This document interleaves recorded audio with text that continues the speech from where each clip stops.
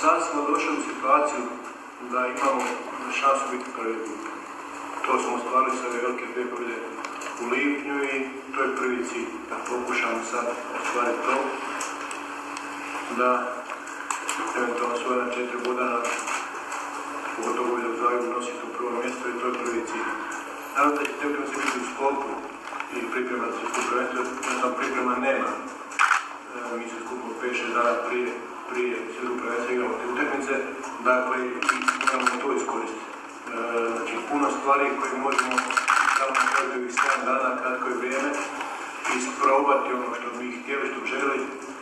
Iskreno ja nemam puno nekih velikih nedoumica u svjetskog prvenstva, u popisa igračkog kata, to je u biti to. Zato ćemo još pokušati kroz ovih 7 dana iskoristiti maksimalno to vrijeme da još par tih stvarčica posložimo i tih redovnica riješimo.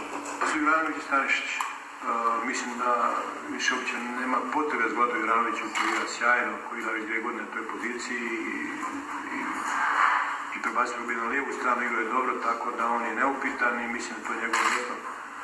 Za sada Stanišić da ne igra u Bayernu, ali ono što on igra protiv Danske i Francuske mu je dalo za pravo da bude na popisu.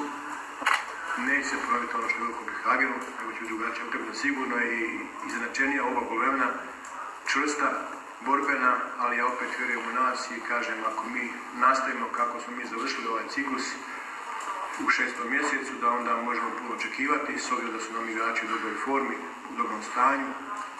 Nadam se da će dobiti svi zdravi, tako da s te strane možemo i biti zadovoljni i pripremit ćemo se da idemo dobiti utakmicu i nije nas dugo bilo ni u Zagrebu, već 3 godine. Biće stadion koliko može biti pun, bit će pun, velika podrška i zaista očekujemo sjajnu atmosferu.